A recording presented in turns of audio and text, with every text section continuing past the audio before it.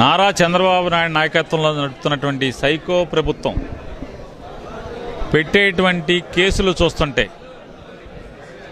అంటే జగన్మోహన్ రెడ్డి గారి కాన్వాయ్లో ఒక కారు తగిలి మరణించాడని చెప్పని ఎస్పీ ప్రెస్ మీట్ పెడతాడు, కేసు కడతారు, పోస్ట్ మార్టం చేసేస్తారు, శవపంచనామా చేసి తర్వాత 3 రోజుల తర్వాత మళ్ళీ ప్రభుత్వ పెద్దల ఆదేశాలతో దాన్ని మళ్ళీ కేసు జగన్మోహన్ రెడ్డి గారి కారు కింద మనిషి పడ్డాడని చెప్పని ఒక ఆర్టిఫిషియల్ ఇంటెలిజెన్స్తో ఒక వీడియోని తయారు చేసి దాన్ని సోషల్ మీడియాలో ఎస్ఐ డౌన్లోడ్ చేసుకున్నాడంట.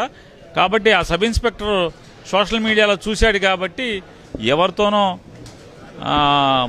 బ్యానర్లు కట్టేటువంటి ఒక మనిషితో కంప్లైంట్ తీసుకున్నట్టుగా తీసుకుని సాధారణంగా యాక్సిడెంట్ అయితే ఒకవేళ తప్పుడు కేసు అయినా కూడా యాక్సిడెంట్ అయితే డ్రైవర్ని యాక్సిడెంట్లో ముద్దాయిగా చేస్తారు. కానీ డ్రైవర్తో పాటుగా జగన్మోహన్ రెడ్డి గారితో పాటుగా వెనకాల కారులో ఎంతమంది కూర్చుని ఉంటే అంతమంది ముద్దాయిలుగా కేసు కట్టడం.